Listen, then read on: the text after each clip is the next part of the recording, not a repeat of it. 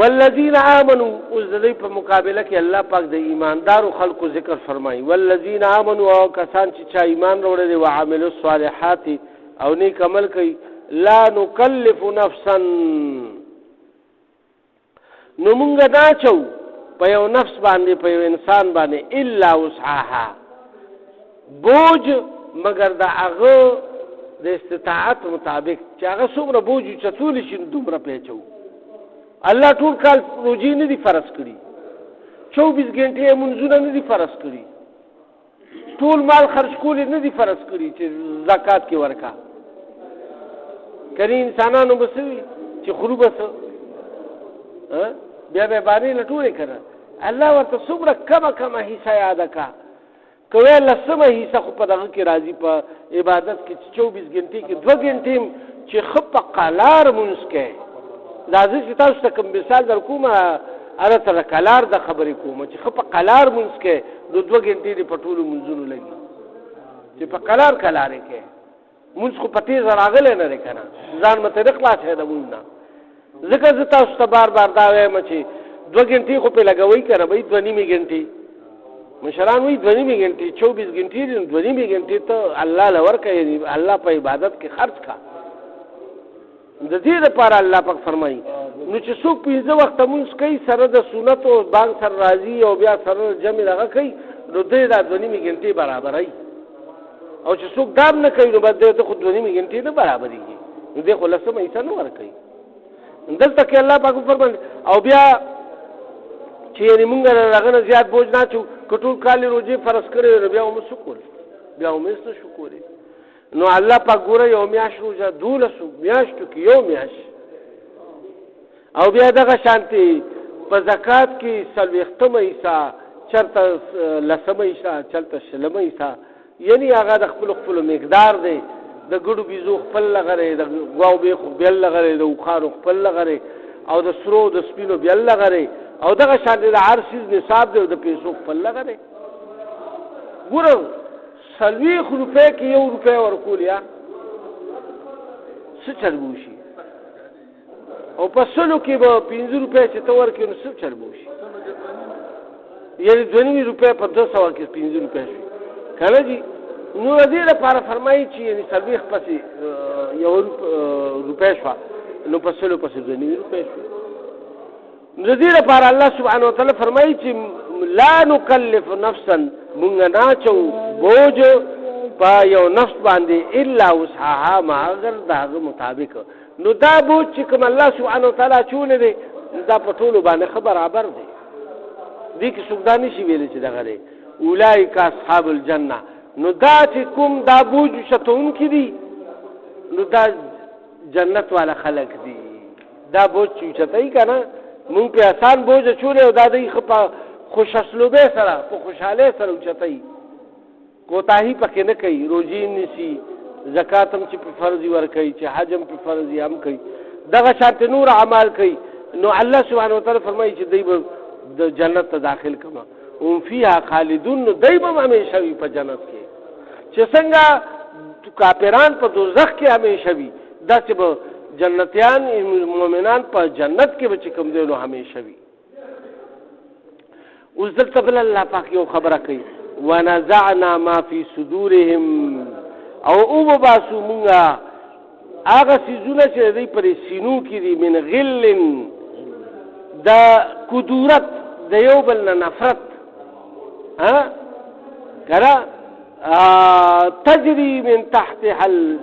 تحتهم الانهار او بیا به داخل کو دی په داسې محلاتو کې چې بهيږي د هغې د لاندې نهرونه وقالوا الحمد لله الذي هدانا لهذا او وای بدای چې ټول تعریفونه هغه ذات لري دي چې هدایت وکړو مونږ ته دي زید راتلو د پاره لاري راته سمکا اوس دلته څو خبرې ذکر شوي ونزعنا ما في صدورهم مونږ به دای د زړونو هغه کدورت وباسو پر دنیا کې تاسو به کتلی چې نیکان خلقي خو یو بل تزر کې داسې کینه غونتی وي کنه نو هغه دا هغې طرف ته اشاره ده خو دواړه په حق وي یا یو عمل چې هغه یو کس کوي هغه باندې بدلږي یا دې نیک عمل کوي هغه په ما باندې بدلږي زما هغه نیک عمل په ده باندې بدلږي نو دا هم یو کینه شوه که نه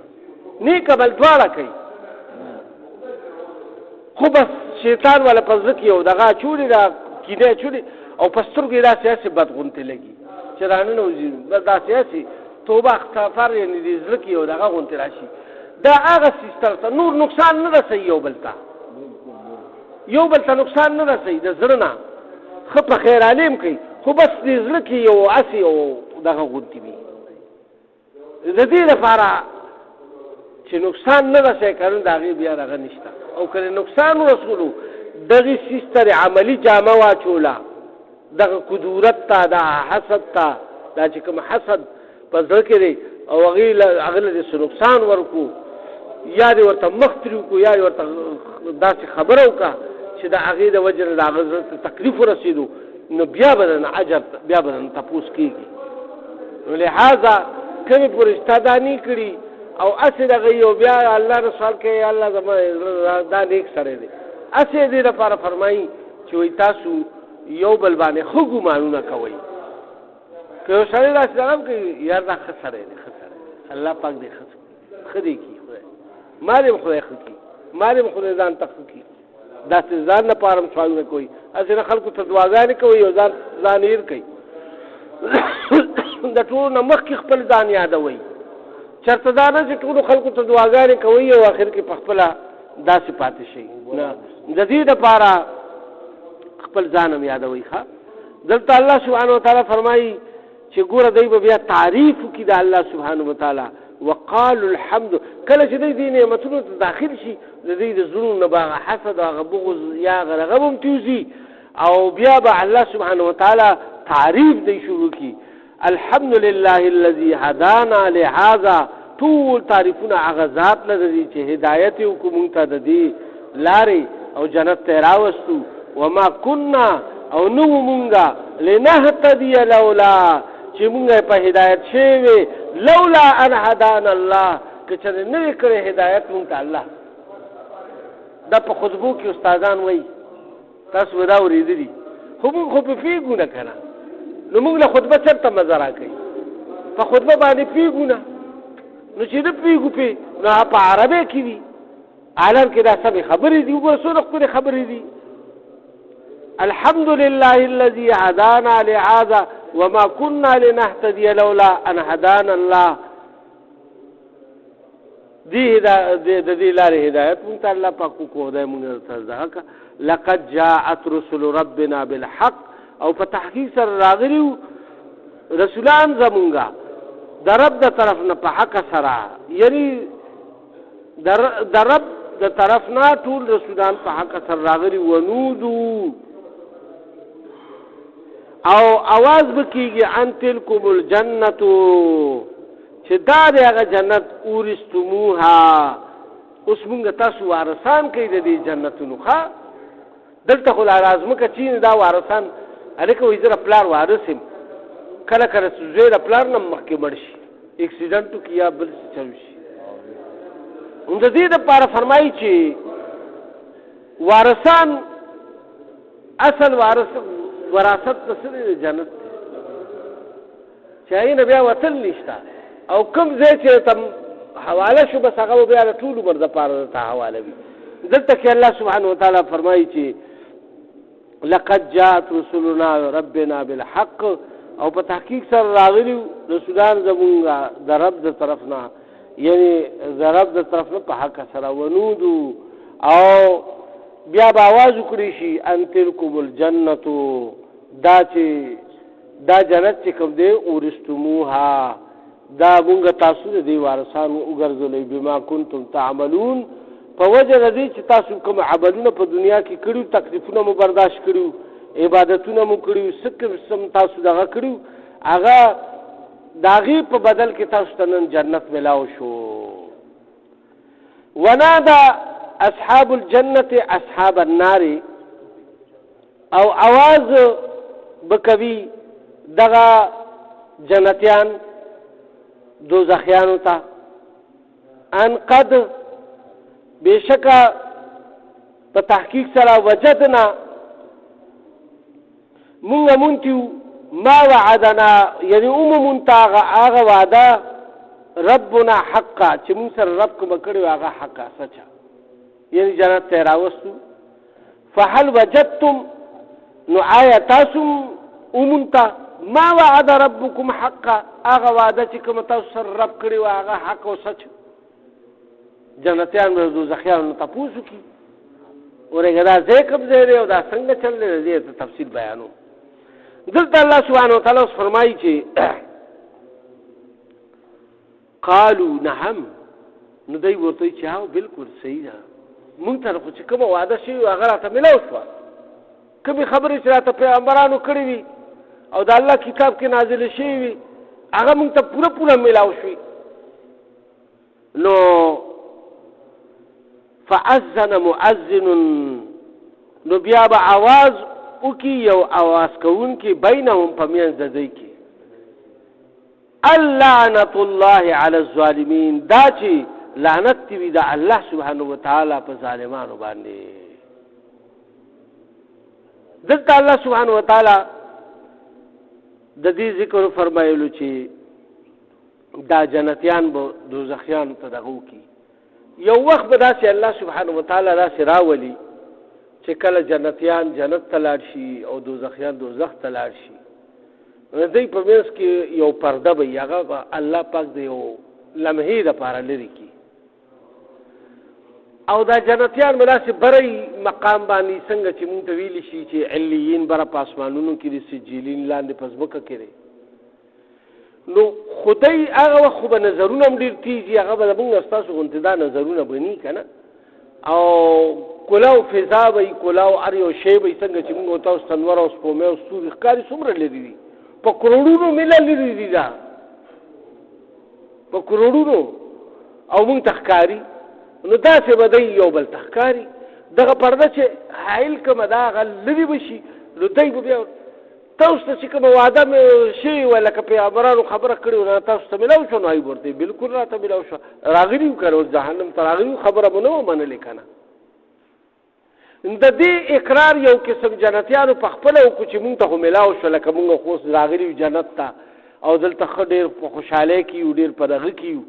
او تاسو څنګه چل نو دی نه به ځکه را تپوس کوي نو هغه یې به ورته ووایي چې او داسې دغه دی نو بیا به دا وویلی شي او په دی کې به دا پرده بیا حایله شي چې الله لعنت وي په خلکو باندې چې چا یعنی ظلم کړی دی الله سره شرک کړی دی الله سره د ټول نه غټ ظلم چې کوم دی په دنیا کې هغه الله سره شرک دی د دې نه موږ خدای پاک ټول ساتي ځکه چې د هغه بخشش شته نه نو ذکر الله پاک فرمایلی دی چې لعنت الله علی الظالمین دا ظالمانو نه مراد دلته شرک کوونکي او کافران دي اوس الله سبحانه وتعالی فرمایي الذین یصدون هغه کسان چې منع کول به عن سبیل الله د لارې د الله نه ویبغونها عوجا او لټول به په هغې کې کوږوالی ګوره مسله یې ورته ویل یاره جي دا خو داسې ده یاره جي دا خو داسې کار نه دی په کار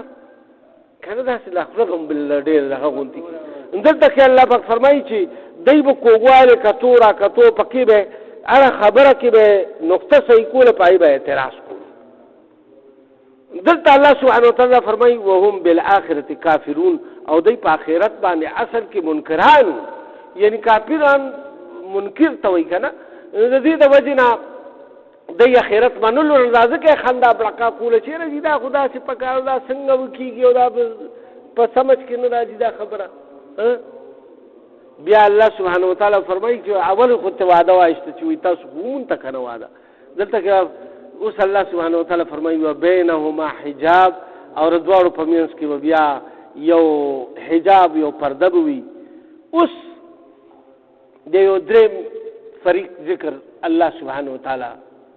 کوي تاسو یو تپوس کړو اعراف په باره کې هغه نن دا یې راغوښه الله سبحانه وتعالی فرمایي د دې صورت نوم سوره الاعراف دی که نه نو دلته کې الله سبحانه فرمایي وعلى الاعراف او په دغه مقام اعراف چې دا به په یو اوچت ځای باندې وي او دا جهنم او د دوزخ منځ بوي بالکل. دلته الله سبحانه وتعالی فرمایي چې په دغه ځای باندې رجال پاغي باندې بس خلق وي، څه خلق به پاغي باندې وي. دای دا کم خلق دي؟ د دې په باره کې حدیثونو کې ډېر زیات احادیث مبارکه راغلي، څوک مفسرین یو طرف ته تلي، څوک بل طرف ته تلي، خو د ټولو مقصد او دغه یو دی چې د چا ښه عمل او بد عمل دا یو شانتي وکړي، بالکل تله برابر شوه، ذره برابر هم درنه نه شوه، نو دوی به پر هغه اعراف باندې ولاړي. اعراف ځای دی، نو نه دا دوزخ کې دی او نه دا جنت کې دی. دی به دا دی چې دونه نیک عمل به کړي چې د جهنم نه خو بچ شو. الله سبحانه وتعالی جهنم ورته داخل نه کړ، خو جنت هم داخل نه شو، خو بیا هم دومره شو چې د جهنم نه بچ شو. نو دی به په دې آس امید کړي چې دلته به اوس د الله سبحانه وتعالی هغه کرم او مهرباني او هغې طرف ته به د دی ډېر زیات امید وي چې الله په موږ خپل فضل کوي، اوس به مو جنت ته داخلوي. نو دوی به په دې انتظار کې ناست دي. نو دلته کې الله سبحانه وتعالی فرمایي چې وعلى الاعراف رجال، او په دغه اعراف نومې ځای باندې به خلک وي یعرفون چې پیژني به کلن ټول بسیماهم هر ګروپ یعنی په هغه نښو سره ونادو او بیا به آواز وکړي اصحاب الجنت دی جنت والو ته ان سلام چې وی دي پتا سو باندې سلام علیکم پتا سو باندې لم يدخلوها نو دای بلانی داخل شوی دی په جنت کې وهم یطمعون او دای به ارزومن وی پتمه کې وای د جنت. خو په جنتیانو باندې سلام واچي دی ته جنتیانو ښکاري دوزخ او یا الله دینه هم پامان کې ای الله دغه خراته نصیب کی. لکه یو سړی یو ځای ته ځي او هغلته کې یو لوی اژدها کنده وي او دی د هغه نری لار وي پایې کې او پایې باندې روان، یا الله د دې کنده نه په امان کې وردې ته ونه غورځېږم کني به غرق بشم او په مزه هغې نه بس اوځي او الله نه سوالونه کوي چې یعنې چېرته کې دی کې ورونه غورځېږم. نو داسې په دغه ټیم کې به دی بس چې دی خوا ګوري نو یا الله دې نه په امان کې چې دی داسې ګوري نو الله نه به سوال کوي چې یا الله مونږ ته دا نصیب کړي. خو دی به په تمه کې د جنت وي. واذا صرفت ابصارهم او چې کله بیا خپل نگاه راوګرځي نظرونه خپل تلقاء په طرف اصحاب النار دغه اور والا قالوا نو دی وی ربنا اے رب زمونږ لا تجعلنا مع القوم الظالمين مگر زه مونږه د قوم د ظالمانو نه، یا الله چرته په دی کې به داخل نه کې، یا الله ردی نه خو مو بچ کې. نو دا سوالونه به دی کوي په دې انتظار کې به دی. او بیا په حدیث مبارک کې راځي چې آخر به الله پاک د دی مغفرت وکړي او دی به بیا جنت کې داخل شي. الله سبحانه وتعالی دې مونږ ټول په دې باندې عمل توفیق راکړي او یا الله زمونږ د اناسته په خپل درګاه قبول او منظوره کړي. که په دې کې مونږ نه څه کمې زیاتې شي معافرات وکړي. مونږ نه کار والي چې ستاسو د رضا او د لقا او د قرب سبب جوړ شي. په مونږ کې په کورونو اسپیټالونو کې څومره مؤمنان مسلمانان بیماران دي شفایاب کړي، څومره مؤمنان مسلمانان قرضداران دي قرضونه خلاص کړي، څومره بیماران دي یا الله شفایاب کړي، څومره قرضداران دي قرضونه خلاص کړي. د چا څه شرعي حاجات دي یا الله د خپل غیبي خزانه ورته پوره کړي. د حق او حلال رزق د ټول مؤمنانو سره په خپل کور کې وطن باندې وکړي. یا الله زمونږ آبا او اجداد څومره مؤمنان مسلمانان امت محمدیه صلی الله علیه وسلم مؤمنان مسلمانان څومره وفات شوي دي تر اوسه پورې د هغوی د ټولو مغفرت وکړي. او یا الله دا راتلونکي منزلونه مونږ ته آسان کړي او په آخر کې مو د عظیم الشانه کریمه نصیب کړي چې لا اله الا الله محمد رسول الله صلی الله علیه وسلم. ربنا تقبل منا انك انت السميع العليم وتب علينا انك انت التواب الرحيم.